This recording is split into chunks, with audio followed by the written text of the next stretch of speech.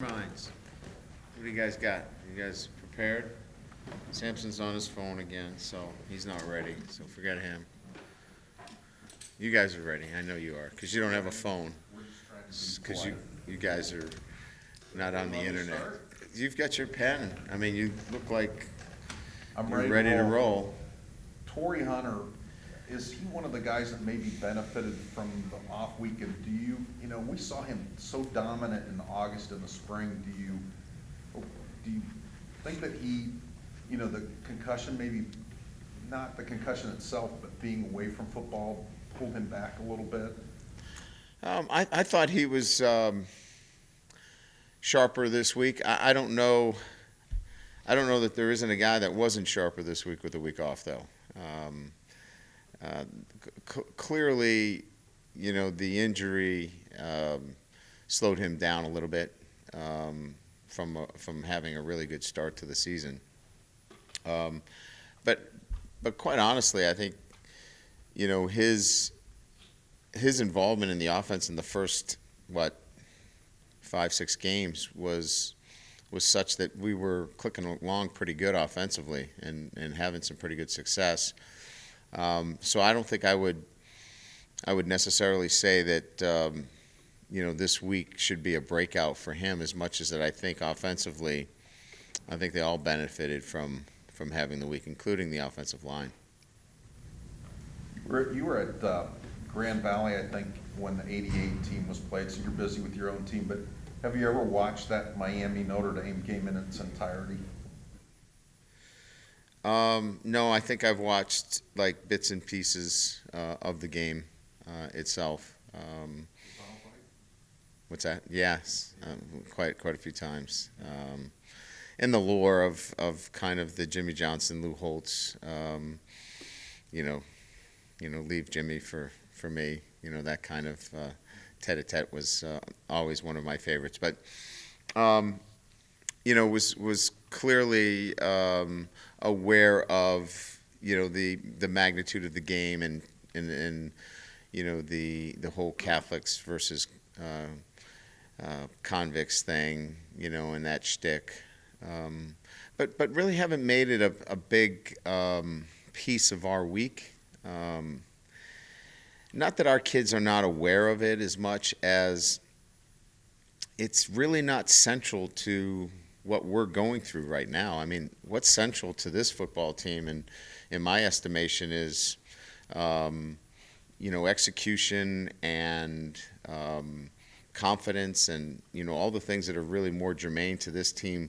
It's not about retribution and tradition and things of that nature. It's much more centered on playing better and playing more consistent.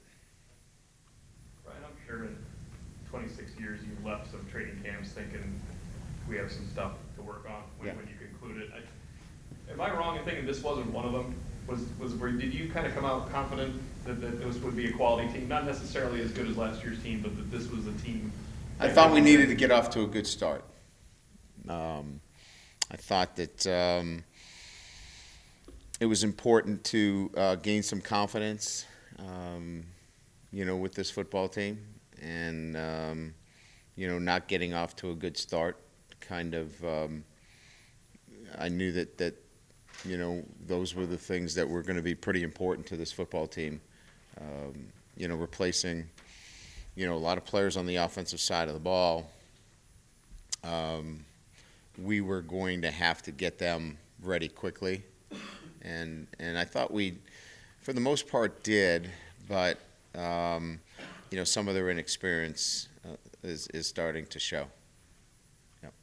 It was less misjudging something than this could be an issue. If we get through it, I think we can take off, and if we don't, then you never expected the start of the season to be 2-5, but you thought there could be some issues if it didn't start right. Yeah, I was worried about not getting off to a good start and what that could mean.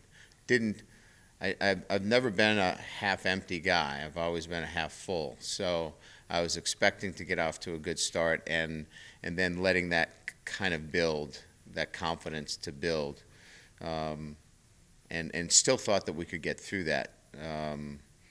Even with an early loss.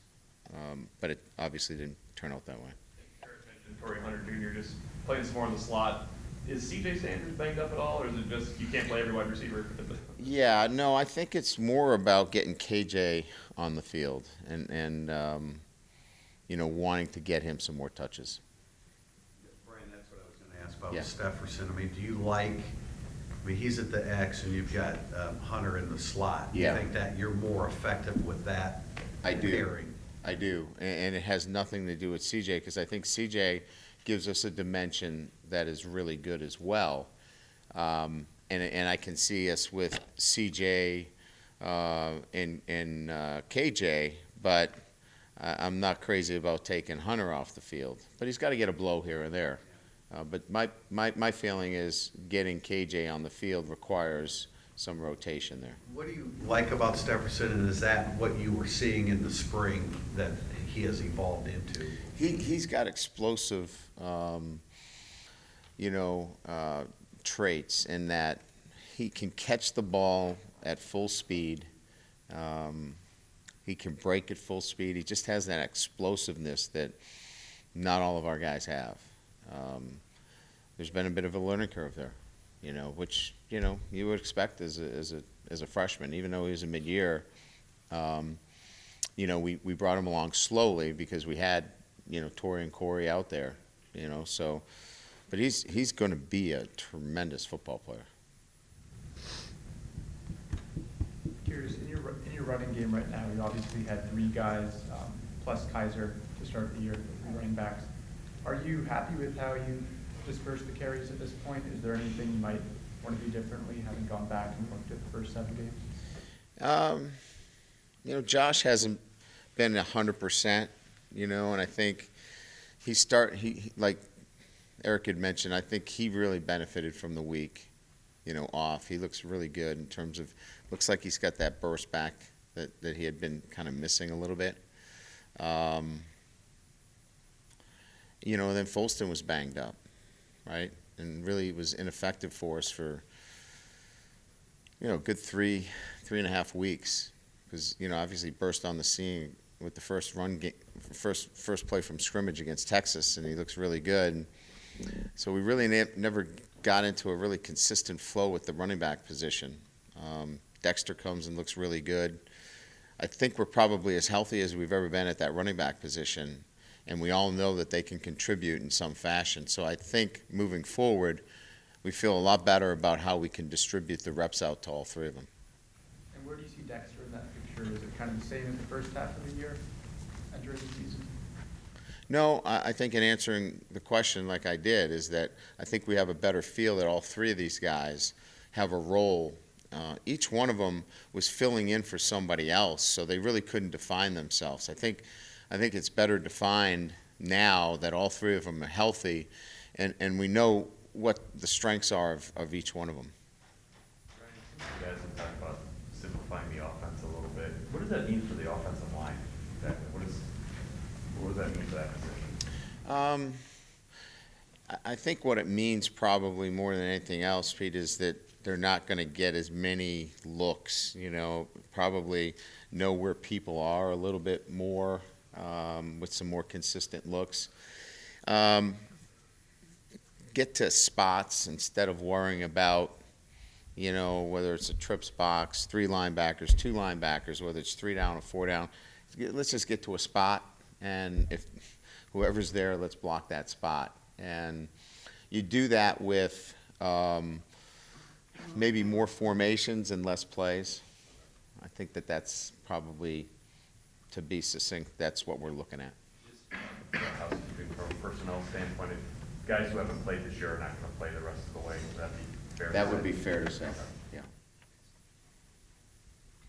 Mike Adu and Justin Brent, any update on either of those Yeah. guys?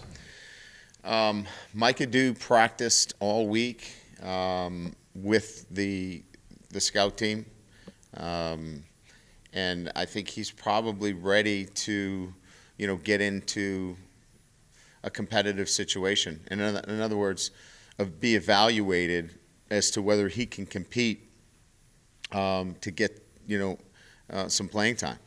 He did a really nice job for us this week. Justin Brent has been on the scout team taking reps, but he's down the depth chart right now. He's working hard. We feel like we're in a pretty good position with the 3 guys we have right now. And with Devin Butler, I hope we don't have to ask you this every time we're talking to you, but is there a chance that he hasn't had his hearing yet with the school? Is that maybe why his status is still up in the air?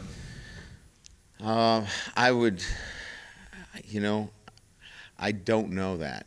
I have not gotten any information as to whether he's had his hearing or not. So maybe Mike knows. Okay. Yeah, I don't have that information.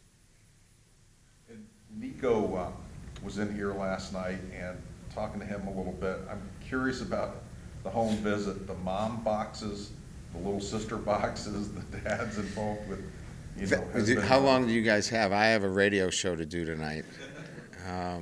I can tell you that that's an awesome family, but extremely. That was probably one of my.